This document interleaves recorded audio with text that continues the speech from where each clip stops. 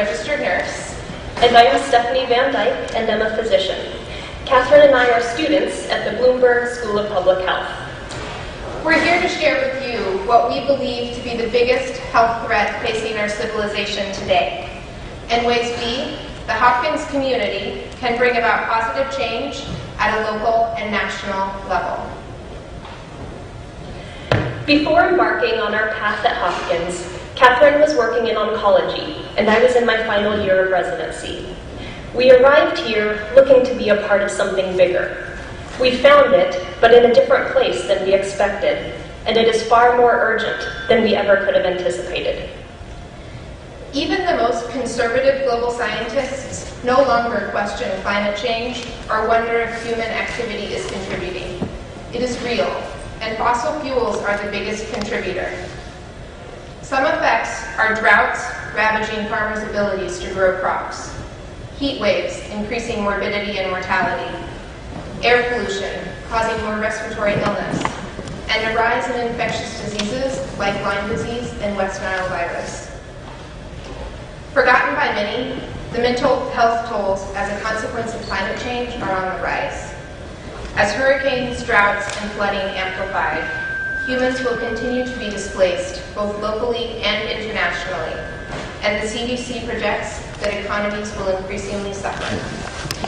In the UN Copenhagen Accord, nations agreed that anything more than a 2-degree temperature rise would cause catastrophic climate change. 2 degrees. In order to have a chance at remaining below this limit, scientists estimate that we can burn roughly 565 gigatons of carbon. However, and this is the most frightening part, the fossil fuels we are already planning to burn, that are already contained in the reserves, are 5 times this estimated safe amount.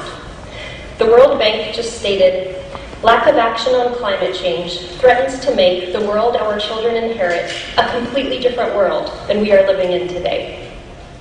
This is the biggest health and environmental threat of our time, a bigger problem than we have ever faced. Yet knowing we could remain silent, we let history guide us. We were reminded that every one of us has a voice, a powerful collective voice, and that if we do not succumb to apathy, change is indeed possible. You know this, if you don't do anything, you'll never live your life, it does not. Things will stay. The power of one. Desmond Tutu. Now declare that the General Truth and Reconciliation Commission is now in session. The power of one. Nelson Mandela, the power of one. Mother Teresa, the power of one. That man standing in front of that Dyke. The tenement spoil. Defying the Chinese government. The power of one. Everybody has that power of one. Just do something. With a problem this substantial, companies so powerful, and fossil fuels entangled in our lives, the task feels insurmountable. But when united for a common cause, the sheer potential of humankind is unstoppable. Modeled after the 1970s divestment campaign that spread across campuses to help end South Africa's apartheid, we, and hundreds of universities like us, are asking our president to divest our universities' endowments from fossil fuels. Divestment is an influential way for individuals to effectively challenge large social injustices. As public opinion advances, policy change will follow.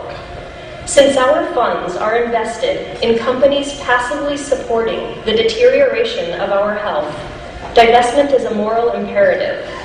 Our investments have real, practical implications, and we propagate injustice by continuing with our current status quo. Johns Hopkins, one of the leading institutions in the world, could be a leader in this public voice and work to prevent catastrophic weather changes, rather than simply attempt to clean up its aftermath. Billions could be saved. Visit refuelourfuture.org and sign our petition asking President Daniels to divest Johns Hopkins from fossil fuels. Ask your friends to do the same. This is not a liberal or conservative issue, not one for Democrats or Republicans, black, white, rich, poor. This is a human issue, a global issue. This affects us all. This is your problem and mine, our children's problem and their children. History will ask us, what did we do once we knew? What did we do when the storms obliterated coastlines and destroyed our homes? What did we do when farmers could no longer grow their crops? Did we fill the streets in protest? Did we stand up for the future generations? Did we stand up at all? Let us not allow politics, apathy, or the challenge ahead quell our spirit. The power of our nations, universities, united in this effort is tangible. A paradigm shift is possible. Through our collective voice, positive change is ours. Stand up with us and help us refuel our future.